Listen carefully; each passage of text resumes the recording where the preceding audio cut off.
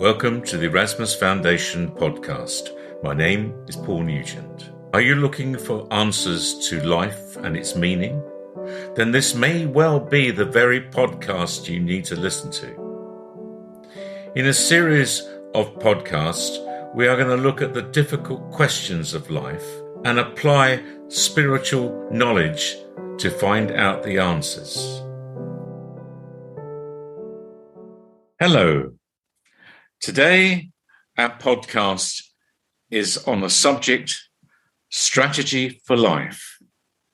Now, we have with us today Medina from Spirit. Greetings. And greetings to you. And this is your subject. You put it forward. So please tell us what you've got to say.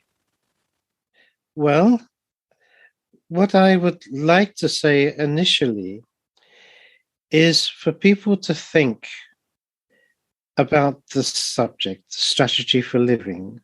Now, do people living on the earth ever think about a strategy for their life? Now, people's initial ambitions, thoughts, aims, dreams are to acquire sufficient material goods to fulfill their needs in life. They will also perhaps, most likely, consider perhaps a career or some activity that is going to provide their needs and mostly fulfill perhaps their purpose in life. But I would suggest that there needs to be more consideration, at least, more planning in people's lives to really fulfill them in every way possible. Because just having material ambitions is not enough. Okay, Medina. Now, I guess most people in their life, their simple requirements are they want to be happy, don't they? So is that a possible aim in your life? Yes, of course it is. Now, first of all, the great mind you call God, we say the great mind, is responsible for designing, we use the word tapestry, which is the structure, the format for every single person's life living on the earth. Now, within that, there are going to be hardships and difficulties, challenges within the life, which are most purposeful. They are there for a reason.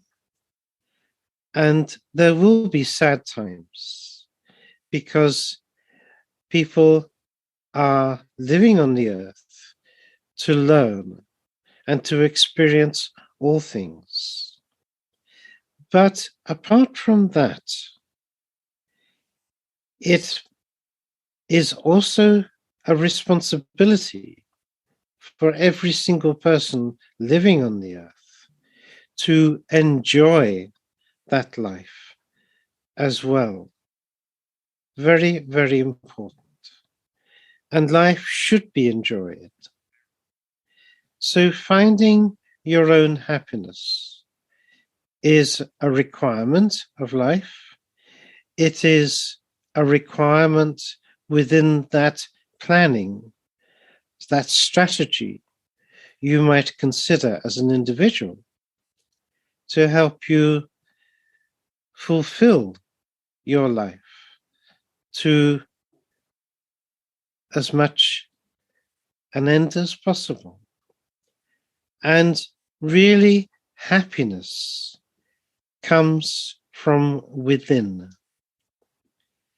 Many people are confused a little with the idea that fulfilling their material desires and needs are the answer to finding happiness. But then people come to the quick realization that happiness is not found in material goods or materialism in any way. It has to be found from within.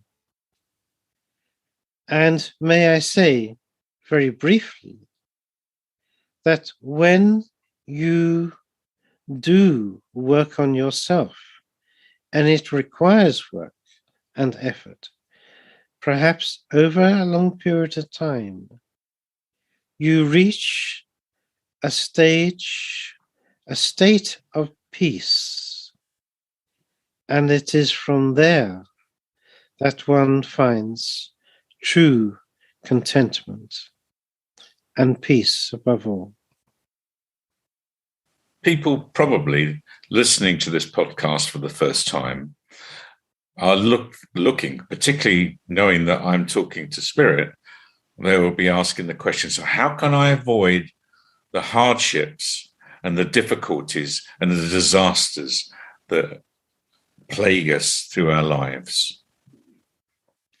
Well, very simply, you cannot. They cannot be avoided. Or some can, of course. But on the whole, living within the earth, living a tapestry of life, every single individual must accept there is going to be pain and difficulties within the life. And equally so, you might be causing others pain and difficulties as well. And that is all part of the overall plan, the overall design, the overall tapestry of life, created and designed by the great mind. And we know when we, spirit, are at home, preparing to come to the earth to live a life, we will see some of these occurrences, events in our lives, which sometimes will be painful. But then pain is refining, and that is its purpose, to help us evolve and develop from all these experiences. With all these difficulties and tests and problems that we face in our life, is there any way we can prepare for this and hopefully reduce the impact or not? It is necessary spiritually and to help people of the earth to find some acceptance, which I understand is not always easy. But with acceptance, one alleviates fear. If you know that certain experiences are there, gifted for you, as difficult and as painful as they may be, they are meant to be, they are prepared for, that these things will happen to you. As I say, gifted to enable you to have to work through something, to find acceptance, to learn how to deal with certain things that may occur within your life. all of that is there to strengthen you and to develop you spiritually. Okay.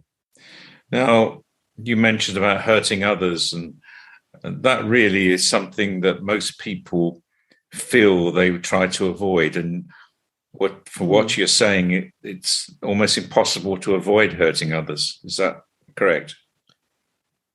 Well, yes, unless you are a very, very highly evolved spirit, the odd, rare ones who are on the earth. They do all they can to avoid hurting others. That is the nature of a very highly evolved spirit. But at the same time, that is not always avoidable. And above all, the one thing that spirits maintain as an essential of life, both in spirit and on the earth, is that truth should be prominent at all times, without exception. No little white lies or anything of that nature. And as a consequence of being spiritually strong, aware, and of a spiritual age and maturity, one, in giving truth at all times, may, as a consequence, hurt another. Not intentionally, no. But in doing so, one must give truth. But what is worse is if you give your friend a falsehood, and eventually they come to learn the truth and learn that sadly you had been weak and giving a falsehood, did not have the strength to give them the truth. Would they ever trust you again? And that would be very, very sad. So we're saying that basically the person that's hurt because someone gave them truth, either maybe the person wasn't gracious enough in the delivery, or the person wasn't strong enough to receive the information. Is that what you're saying? Yes, indeed it is. And that is the requirement of all, that having been given the truth, and they might have felt a little slight or hurt in some way, as you say quite rightly, they should find the strength within them to accept the truth as it is given, and then find the strength and courage to accept that and overcome any thoughts of self, the ego, which is really the part that feels the damage. But if one gets rid of ego, as you do, as you evolve spiritually, and you grow and mature into spirit, then the ego gets left behind. It becomes a little redundant, and really it has no purpose.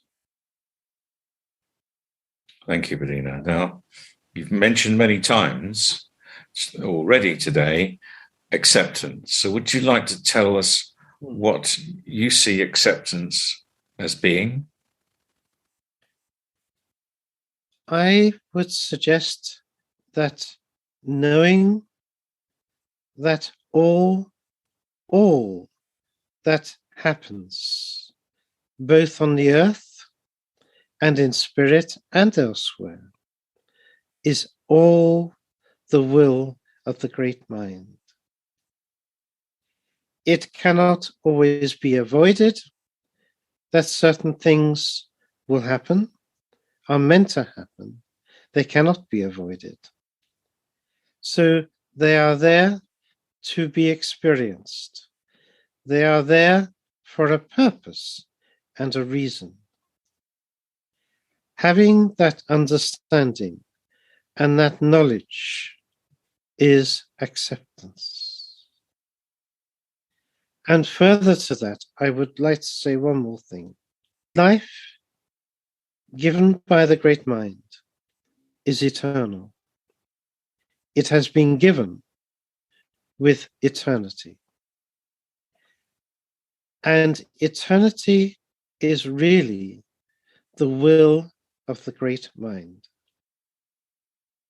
And if I tomorrow, as a spirit at home in my land, if the great mind decided for his reason that I should no longer exist, then I would accept that, because it is the will of the great mind.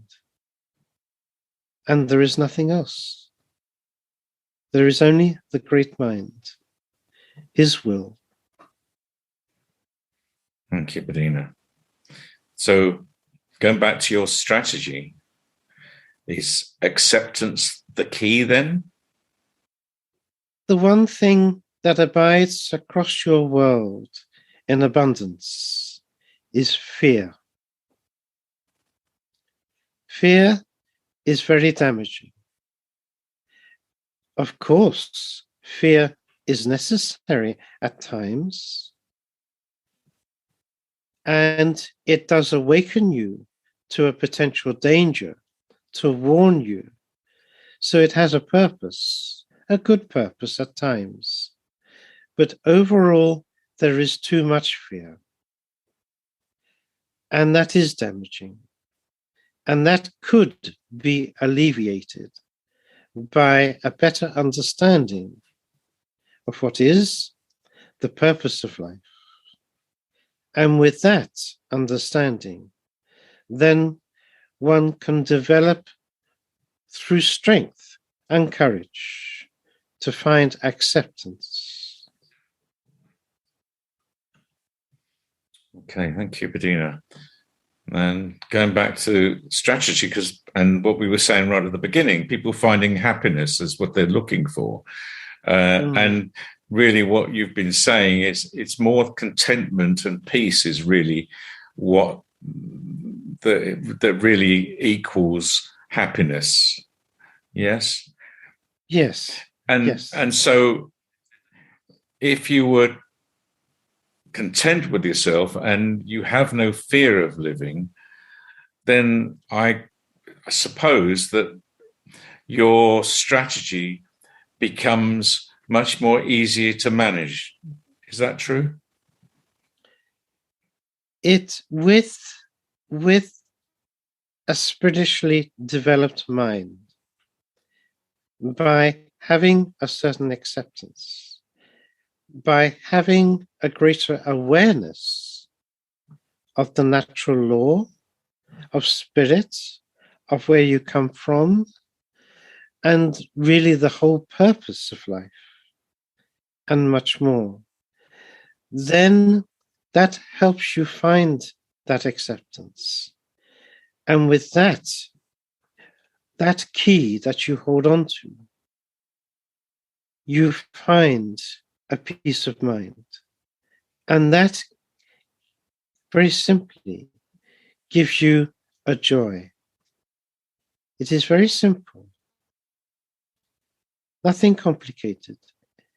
Spirit is simple. But with that peace of mind, you simply exist. And that is a joy.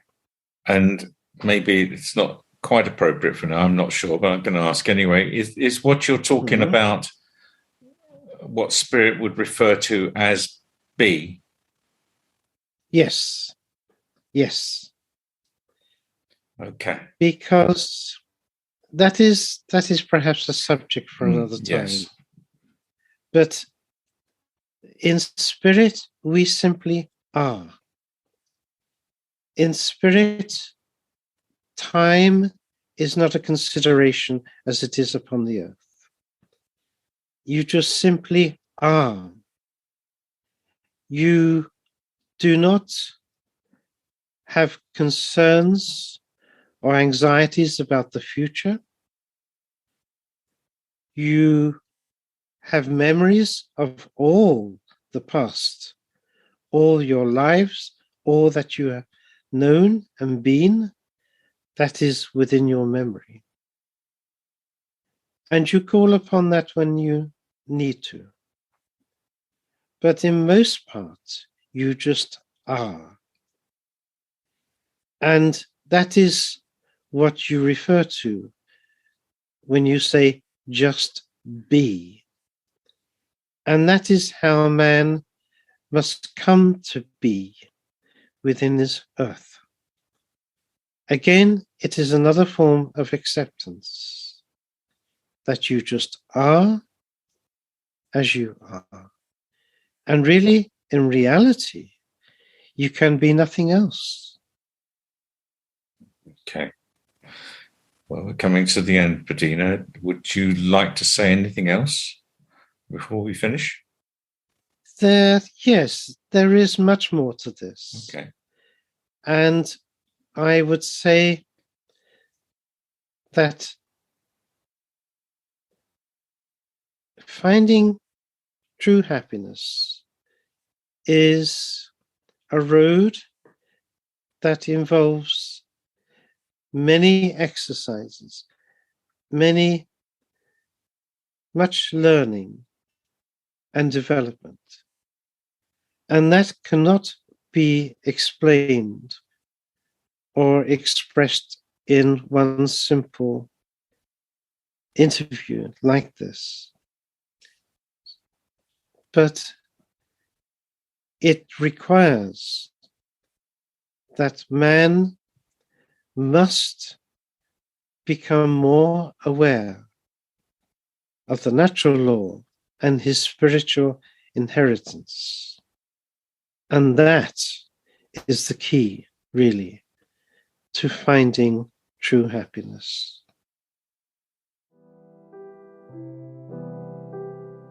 The Erasmus Foundation is a spiritual teaching and healing foundation based in Laxfield, Suffolk, in the United Kingdom. We have a webpage, www.erasmus-foundation.org.